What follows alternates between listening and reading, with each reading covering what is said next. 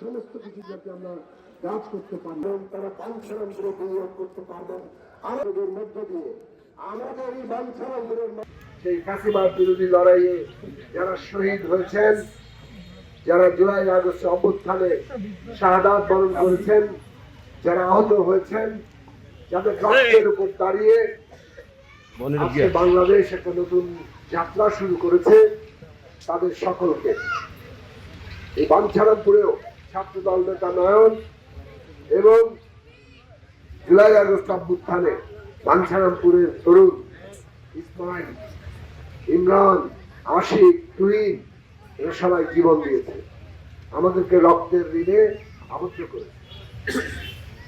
সেই রক্তের ঋণ যদি আমরা কিছুটা হলে শোধ করতে চাই, তাহলে বাঞ্ছারামপুরকে তথা পুরো বাংলাদেশকে এই যে নতুন করে গড়ে তোলার যে সুযোগ তৈরি হয়েছে, সেই সুযোগকে আমাদের কাজে লাগাতে হবে। বিএনপি গণসংহতি এবং আরো 39টি দল যুগপৎ ধারা 31 দফাকে সামনে রেখে এক দফার ভিত্তিতে আমরা লড়াই করেছিলাম। সরকার এবং শাসন ব্যবস্থা বদলাতে হবে। সরকারের বদল ঘটেছে, শাসন ব্যবস্থা বদলানোর কাজ বাকি। আর এই নির্বাচনটা আমাদের একটা লড়াই, শাসন ব্যবস্থা বদলের লড়াই। নির্বাচন শাসন ব্যবস্থা বদলের জন্য জরুরি। জুলাই জাতীয় সনদ তৈরি হয়েছে 9 মাস আলাপ আলোচনা করে। বিএনপি গণসংহতি আমরা সবাই সাইন করেছি, স্বাক্ষর করেছি। আগামী 12 তারিখ গণভোট হবে, হ্যাঁ না।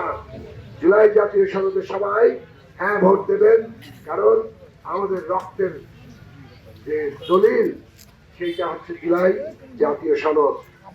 সেইটা বাংলাদেশের শাসনতন্ত্রকে ফ্যাসিবাদী স্বৈরাচারী থেকে গণতান্ত্রিক করবে।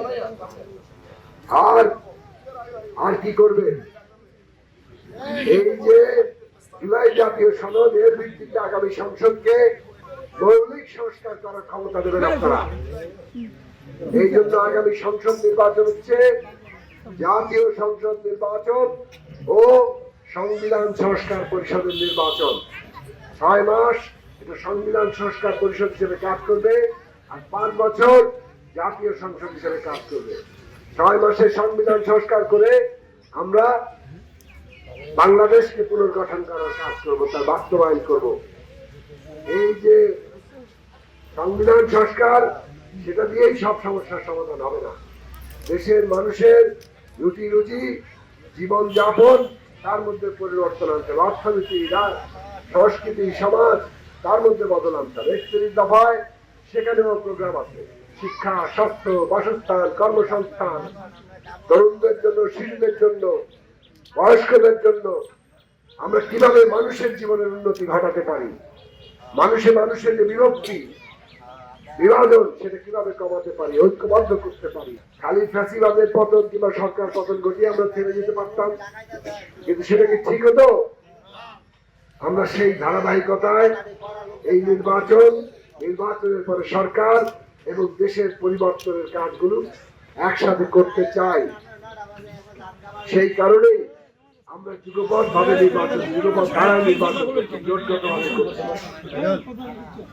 সে কারণে বিএনপি এখানে কোনো প্রার্থী না দিয়ে গণসংহতির প্রার্থীকে সমর্থন দিয়েছে, যেমনটা দেশের বিরাট অংশের অধিকাংশ আসনে আমরা বিএনপিকে সমর্থন দিয়েছি।